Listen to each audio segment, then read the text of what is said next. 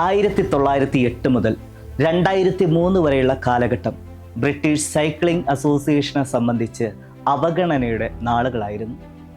ഒളിമ്പിക്സിലും പാരാലിമ്പിക്സിലും tour the France പോലുള്ള ടൂർണമെൻറ്റുകളിലും ദയനീയമായ പരാജയം ഏറ്റുവാങ്ങിയ ബ്രിട്ടീഷ് സൈക്ലിസ്റ്റുകൾക്ക് സൈക്കിൾ വിൽക്കാൻ പോലും യൂറോപ്പിലെ പ്രമുഖരായിട്ടുള്ള സൈക്കിൾ നിർമ്മാതാക്കൾ മടിച്ചിരുന്നു. കാരണം ബ്രിട്ടീഷ് സൈക്ലിസ്റ്റുകൾ തങ്ങളുടെ സൈക്കിൾ ഉപയോഗിക്കുന്നത് തങ്ങളുടെ ബ്രാൻഡിന് നാണക്കേടാണെന്നും തങ്ങളുടെ കച്ചവടത്തെ സാരമായി ബാധിക്കുമെന്ന് പോലും അവർ ഭയപ്പെട്ടിരുന്നു. 2003 ബ്രിട്ടീഷ് സൈക്ലിംഗ് അസോസിയേഷൻ പുതിയ ഒരു പെർഫോമൻസ് ഡയറക്ടറെ നിയമിച്ചു. അദ്ദേഹത്തിൻ്റെ പേര് ഡേവ് ബ്രെയിൽസ്ഫോർഡ് എന്നാണ്.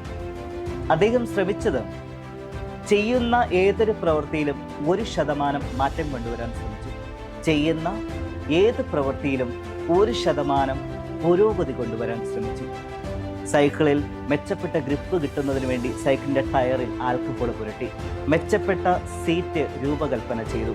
സൈക്ലിസ്റ്റുകൾക്ക് ഭാരം കുറവുള്ളതും വായു സഞ്ചാരവുമുള്ള സ്യൂട്ടുകൾ നൽകി.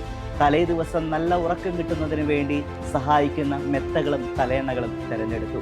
എന്തിനേറെ ജലദോഷം പോലും വരാതിരിക്കുവാൻ വേണ്ടി എങ്ങനെ വൃത്തിയായി കൈ കഴുകണമെന്നുള്ള പരിശീലനങ്ങൾ പോലും നൽകി.